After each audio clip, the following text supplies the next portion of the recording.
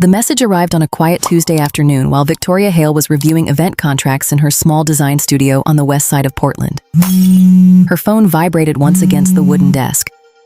Just once. But that single vibration would divide her life into before and after. She almost ignored it. Then she saw the sender, her younger brother. The text was short, brutally short. "You're not invited to the engagement celebration. Please respect that decision." Victoria stared at the screen, certain she had misunderstood. She read it again, and again. Each time the words seemed to grow colder. Victoria Hale was 31 years old, a professional event designer known among local businesses for turning ordinary gatherings into unforgettable experiences. She had built her reputation on precision, emotional intelligence, and an almost obsessive attention to detail. Clients trusted her because she cared more than they expected anyone to care. And for the past 10 weeks, she had cared about one event more than any paid contract she had ever accepted: her brother's engagement celebration. She hadn't charged him a cent. Not for the venue, not for the design, not for the endless late nights, not even for the money she had quietly spent from her own savings. Because family wasn't supposed to be a transaction. Family was supposed to mean loyalty, or at least she thought it did. Her stomach tightened as reality settled in. She remembered the countless evenings she had stayed awake past midnight sketching layout options, the hours spent negotiating discounts with vendors, the constant juggling between her paying clients and his event. She had wanted everything to feel perfect. Now she wasn't even allowed to attend. Her first reaction was disbelief. Her second was humiliation. Her third was something much quieter: clarity. Victoria slowly placed the phone face down on the desk. She didn't cry, not because it didn't hurt, but because something inside her had suddenly gone very still, very focused, very awake. Instead of reacting, she started thinking. And when Victoria Hale started thinking instead of reacting, things usually changed. Big changes. A few days later, she would quietly book a solo trip to the Azores. Somewhere remote, somewhere beautiful, somewhere far away from the celebration she had built but would never see. And when the carefully constructed evening she designed began to collapse without her presence, her phone would begin filling with messages she would never return.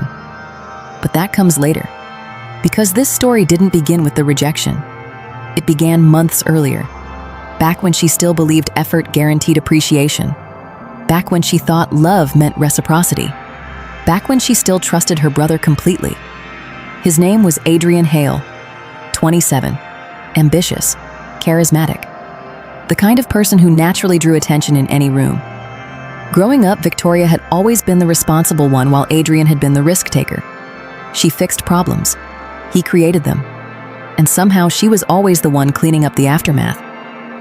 When he got engaged to Lauren Pierce, everything accelerated. Lauren came from a wealthy social circle and had very clear expectations about appearances. Image mattered, status mattered, presentation mattered. Victoria noticed the shift immediately. Suddenly, conversations became less about family and more about impressions, less about meaning, more about optics. Still, she threw herself into the project. If this was important to her brother, then it was important to her. She searched across the city before selecting a modern glass venue overlooking the river, a space known for hosting high-profile private events. The rooftop terrace offered a panoramic evening view that felt cinematic. She designed a concept that blended minimalism with warmth: natural wood textures, soft amber lighting, handwritten place cards, subtle seasonal florals. Nothing excessive, just thoughtful, just elegant, just real. She coordinated a boutique catering studio run by Elena Navarro, famous locally for refined Mediterranean menus.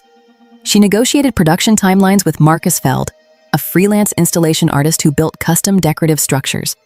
She worked closely with the venue coordinator, Samuel Price, to fine-tune logistics down to the centimeter. Every detail passed through her hands. Every decision required her time. Every solution came from her experience. All unpaid, because this wasn't business. This was her brother. During those weeks, she slept less than usual. Her laptop remained open late into the night, her email filled with contracts and confirmations. Her calendar became a wall of color-coded deadlines. And she never complained. Not once, until the message came. After staring at the text for several minutes, she finally called her mother. Maybe there had been some misunderstanding. Maybe someone had pressured him. Maybe this could still make sense. Her mother answered on the third ring. Victoria asked carefully, "Did you know Adrian doesn't want me there?" The silence that followed lasted just a little too long. When her mother finally spoke, her voice carried the careful tone people use when they have already chosen a side. "Sweetheart, it's a stressful time for him.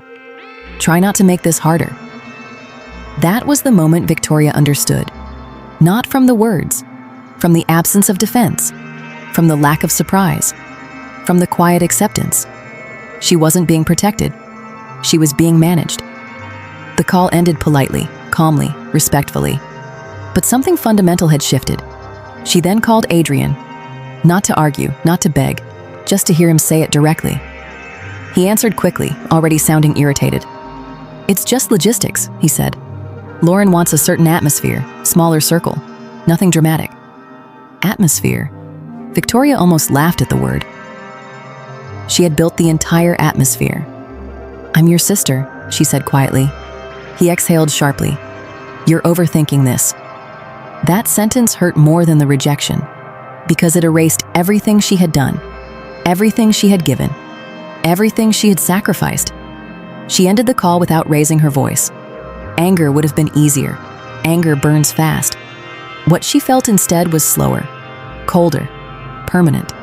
She looked around her office. Fabric samples, seating charts, vendor agreements, concept sketches, her signature on every page. Proof of effort, proof of trust, proof of misplaced loyalty.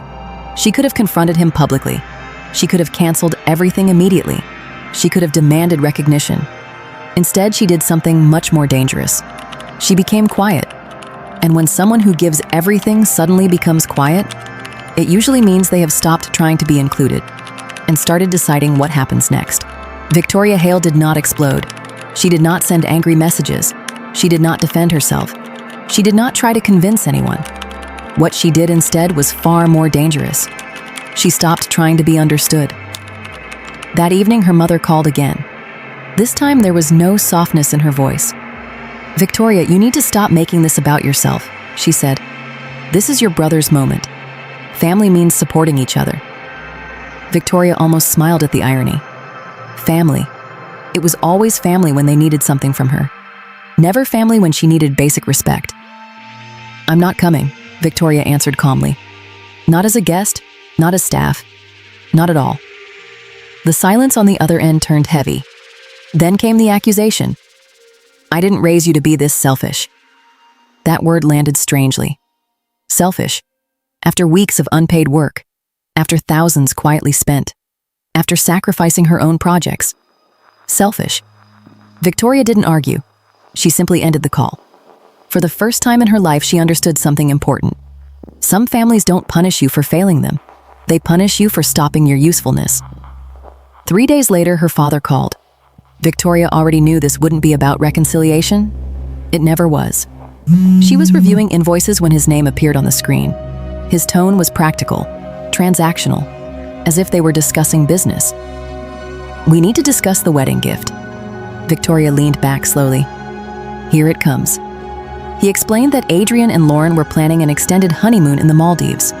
Very exclusive, very expensive. They were expecting close family to contribute toward the experience. Her expected contribution? $4,000. Victoria actually blinked in disbelief. She had already spent weeks working unpaid, already invested personal funds, already been removed from the guest list, and they still expected more. "I'm not contributing anything," she said quietly. A pause, then disappointment, then pressure. "You're part of this family. Everyone contributes." Victoria stared at the skyline outside her office window. "Am I?" she asked. He ignored the question. "This isn't about invitations. It's about doing your part." Doing your part, as if she had done nothing. "I'm not financing a celebration I'm not even allowed to attend," she replied. His patience disappeared. "You're being difficult." Victoria ended the call before he could say anything else. Her hands weren't shaking anymore. That was new. The hurt was still there. But something else had replaced the need to defend herself. Distance. That same afternoon, she received a notification while trying to focus on work. A tagged photo. She almost didn't open it. She wished she hadn't. It showed Adrian laughing with friends at a private whiskey lounge downtown. Expensive lighting, private booths, champagne bottles. The caption read, "Pre-wedding weekend with the inner circle." Inner circle. Victoria noticed something immediately. She wasn't just excluded from the engagement event. She had been erased from the entire narrative. No mention, no explanation, no acknowledgement, just removal. She watched short video clips from the night, toasts, jokes, planning conversations about the event she had built. Not one person mentioned her name. That hurt more than the exclusion. It meant they had already rewritten the story without her. She sent one message to her cousin. "Was I supposed to know about this?" The reply came quickly. "Oh, it was last minute. Didn't think it mattered." Didn't think it mattered. Victoria stared at the sentence for a long time. Then she understood something else. People who benefit from your effort rarely notice your absence, until your effort disappears. She closed the app. No confrontation, no explanation, just observation. Back at her desk, she looked at the documents spread across the surface. Vendor agreements, floor plans, payment schedules. Every contract listed one responsible coordinator. Victoria Hale. Not Adrian, not Lauren. Her reputation, her liability, her relationships, her leverage. Her father's request replayed in her head, her cousin's dismissal, her mother's accusation. Piece by piece, the emotional fog cleared. This wasn't about misunderstanding. This was entitlement. They didn't just expect love, they expected access. Access to her work, access to her money, access to her reliability, without giving her access to belonging. That was the exact moment something shifted. Not anger, not revenge, alignment. She wasn't going to fight for a seat anymore. She was going to decide whether the table even existed. 6 days before the event, she met her closest friend, Melissa Grant, at a quiet cafe near the Arts District. Victoria brought her laptop, not for work, for clarity. She explained everything: the exclusion, the financial pressure, the silent removal. Melissa listened without interrupting. When Victoria finished, Melissa asked only one question. "Why are you still managing their event?" Victoria opened her mouth, then stopped, because she didn't have a good answer. Loyalty? Habit? Hope? Fear of being seen as the villain? Melissa turned the laptop toward her. "Your name is on these contracts?" "Yes." "Your vendor relationships?" "Yes." "Your coordination authority?" "Yes." Melissa nodded slowly. "Then you're not trapped," she said. Victoria frowned slightly. Melissa leaned forward. "You're holding everything together for people who already decided you don't belong there." That sentence landed deeper than anything else. Victoria had been trying to prove her worth. She hadn't considered simply withdrawing it. "You don't owe access to people who removed you from the room," Melissa continued. Victoria looked again at the contracts. She thought about the venue director, the catering team, the installation designer, people who trusted her, not Adrian, not Lauren, her. For the first time, she wasn't thinking emotionally. She was thinking structurally. If she stepped away, everything would have to be renegotiated. Everything. Melissa watched realization spread across Victoria's face. "You always solve everyone's problems," she said. "What happens when you stop?" Victoria didn't answer immediately, but for the first time, she opened her email not to fix something, but to decide what she would no longer carry. And that was the exact moment the balance of power quietly changed. Because the most dangerous revenge is not chaos, it's withdrawal.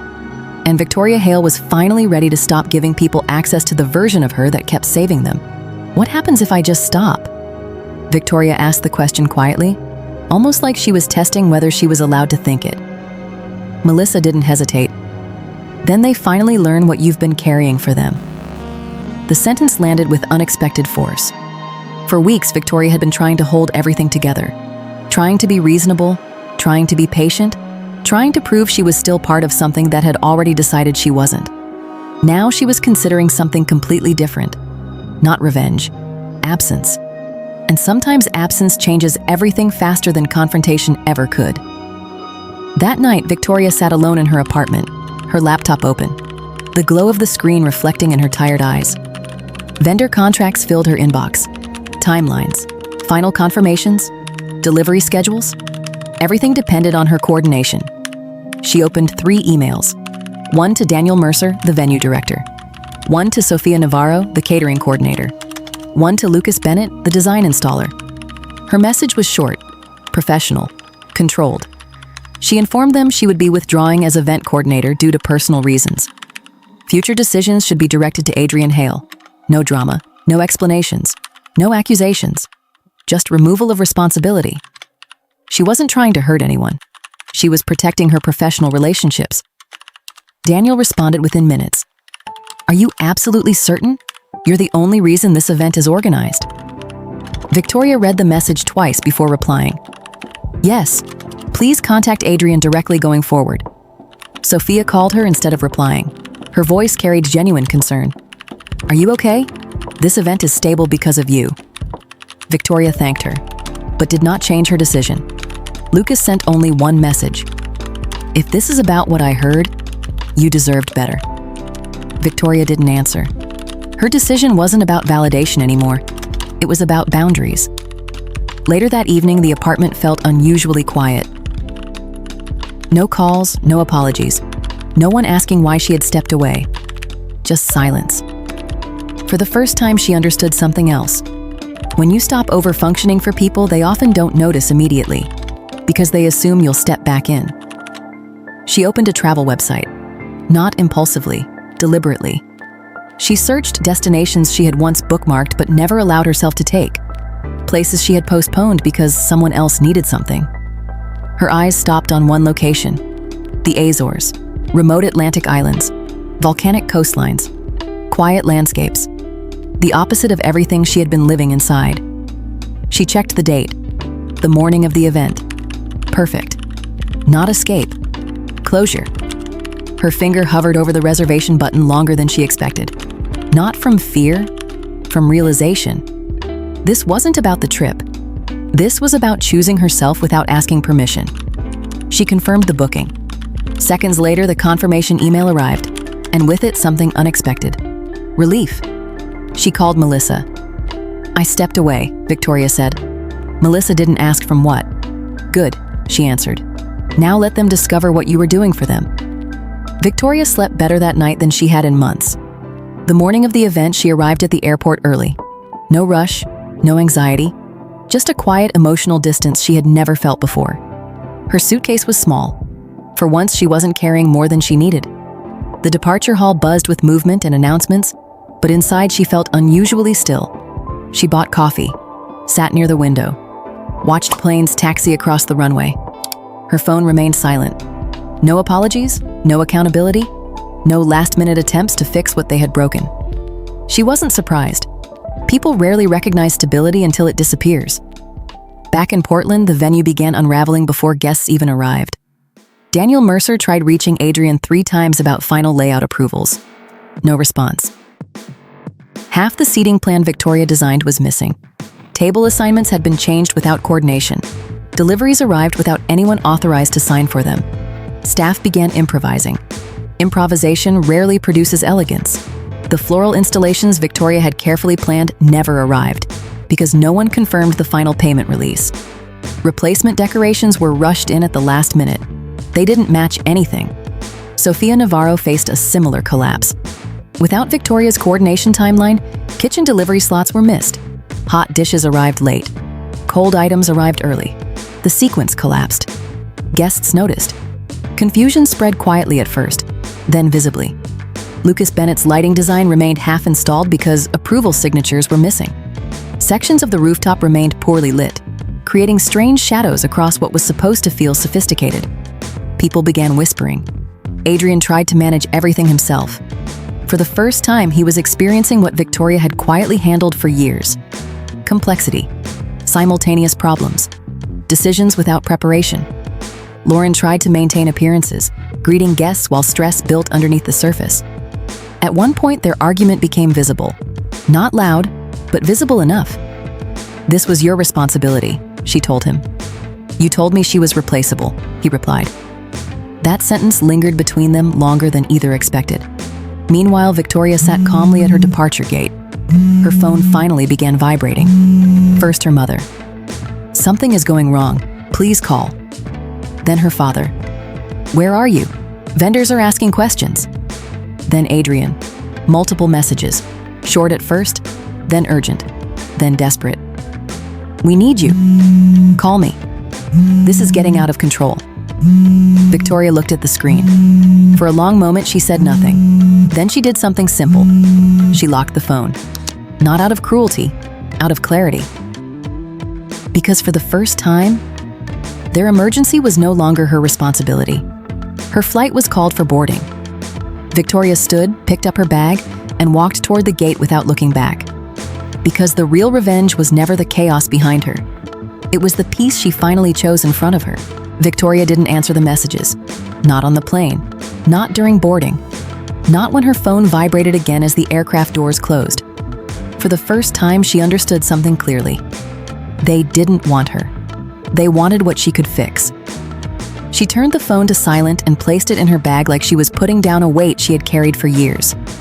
As the engines roared to life, another message appeared from an unknown number. Is anyone even managing this event? She didn't open it. She didn't need to. She already knew the answer. As the plane lifted into the clouds, Victoria allowed herself to imagine what was happening back at the venue. Not out of cruelty, out of closure. Someone asking where the seating charts were. Someone asking who approved vendor payments. Someone realizing nobody actually knew the timeline. Invisible work becoming suddenly visible through its absence. She felt a small wave of guilt. Then something replaced it. Perspective. She hadn't created the chaos. She had just stopped preventing it. And those were very different things. She closed her eyes. For once, she wasn't solving anything. She wasn't anticipating problems. She wasn't carrying outcomes. She was simply unavailable. Her phone vibrated again, and again, and again. She didn't check, because she finally understood. Urgency is often just someone else's lack of preparation. Hours later, the plane descended toward the Azores. Dark cliffs cut into the Atlantic. Small white houses scattered across green hills. Mist rolling slowly over volcanic slopes. The world looked quiet here, unimpressed by drama. She stepped outside the airport and felt cool ocean air against her skin. For the first time in months, her body relaxed before her mind did. At the guest house check-in desk, she was asked a simple question. Business or vacation? Victoria paused, then answered, personal. It was the most honest answer she had given in years. That night, she slept without checking her phone. The next morning, she finally looked. 37 messages, 8 missed calls, 3 voicemails. She didn't open them. Instead, she did something small but important. She put the phone face down and went outside. The coastal path stretched along black volcanic rock. Waves crashed far below. The wind carried salt and distance. No one needed anything from her here. No one expected solutions. No one expected sacrifice. Just existence. And that felt unfamiliar. She joined a small mindfulness session recommended by the guest house owner. A handful of strangers sat in quiet conversation with a therapist who specialized in burnout recovery. One sentence stayed with her. Over-responsible people often confuse love with usefulness. Victoria felt that land instantly, because that had been her entire role. Useful, reliable, available, replaceable. During a breathing exercise, she mentally named everything she was no longer carrying. Her brother's expectations, her mother's emotional pressure, her father's demands. The silent assumption she would always fix things. Each breath felt like putting something down she should never have been holding alone. Later, she began writing again. At first, just fragments. I was never too much. I was just giving too much to the wrong people. They didn't lose me. They lost access to me. That second sentence surprised her, because it felt true. Her phone buzzed again that afternoon. This time she opened one message. Not from family. From Daniel, the venue director. I just wanted to say something professionally. You were holding that entire event together. She read it once, then locked the phone. Not because it didn't matter, because she didn't need proof anymore. That was new. Back home, the consequences continued unfolding. Guests had started posting photos. Not the kind anyone wanted. Half-set tables, improvised decorations, confused staff, comments questioning how such an expensive event looked unfinished. Adrian tried damage control. Lauren tried image control. Neither understood operational control, and that difference showed. Their argument that night wasn't explosive. It was worse. Quiet blame. The kind that doesn't disappear. Meanwhile, Victoria rented a bicycle and rode along the coastline. For the first time in years, she noticed something strange. Her thoughts were not about what she needed to fix next. They were about what she might want next. That question had been missing from her life. What do I want? Not, what do they need? Not, what should I do? Just, what would feel right? That night, she wrote one more sentence in her journal. Peace feels unfamiliar when chaos was your normal. Her phone buzzed again. This time she didn't even look. Because somewhere between the ocean air, the quiet mornings, and the absence of constant responsibility, Victoria realized something important. She wasn't escaping her life. She was finally living it without carrying everyone else's. And far away, across an ocean, people were finally realizing what she had been worth all along. But the real change wasn't that they needed her again. It was that she no longer needed to be needed. Victoria noticed the real change not when she came home, but when she realized she no longer felt the need to explain herself. 2 weeks after leaving the island, she unlocked the door to her apartment. Nothing had changed. The same furniture, the same quiet, the same view from her window. But she wasn't the same person who had left. She placed her suitcase near the wall, slowly unpacking without rushing. A faint scent of ocean air still clung to her clothes, like proof that she had chosen herself once, and could do it again. Her phone was waiting. Dozens of notifications, missed calls, messages, voicemails, mostly family. She stared at the screen for a long moment, then did something unexpected. She didn't delete them. She didn't read them. She simply turned the phone over, because closure isn't always about answers. Sometimes it's about deciding you no longer need them. That evening, Melissa called. Her voice carried that careful tone people use when they know news might reopen something. You probably haven't heard. Victoria hadn't. Melissa hesitated. Adrian and Lauren ended the engagement. Victoria leaned back slightly but felt no shock. Apparently the failed event hadn't caused the breakup. It had revealed it. Pressure just removed the illusion they had been maintaining. Guests had noticed tension. Their argument that night had been visible. Not dramatic, just honest enough to expose what wasn't working. They were already unstable, Melissa said quietly. That night just showed it. Victoria didn't feel victory. She didn't feel sadness, only distance. Because for the first time she understood something clearly. She hadn't destroyed anything. She had just stopped holding something together that wasn't stable to begin with. Melissa asked, "Do you want to talk to him?" Victoria answered immediately. No, not angry, not cold, just certain. I'm not responsible for what happens when I stop overextending myself. Melissa didn't argue. I'm proud of you, she said. And Victoria realized something important. Real support doesn't require sacrifice. Over the next few days, more messages came. Her mother's tone softened. Her father's messages became more respectful. Even Adrian wrote, I didn't realize how much you were doing. Victoria read that one, and nothing inside her moved. That surprised her, because a few months earlier that sentence would have meant everything. Now it meant information, not reconciliation. She didn't respond, because understanding arrives too late sometimes, and timing matters. She eventually blocked the numbers, not as punishment, as protection. And something unexpected happened next. Melissa's article kept spreading, not because it was dramatic, because it was recognizable.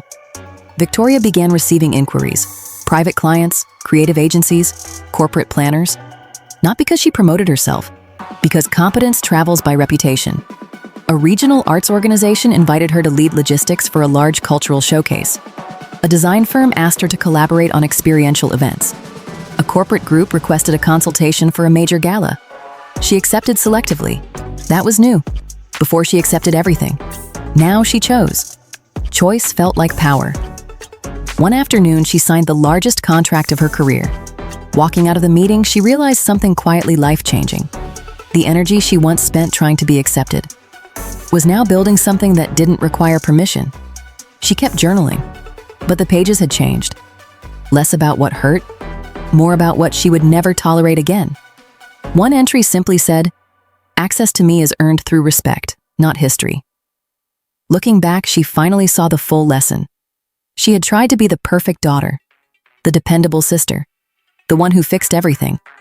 But perfection had required self-abandonment, and she wasn't willing to pay that price anymore. Walking away hadn't been easy, but staying would have been harder. She didn't need their validation anymore.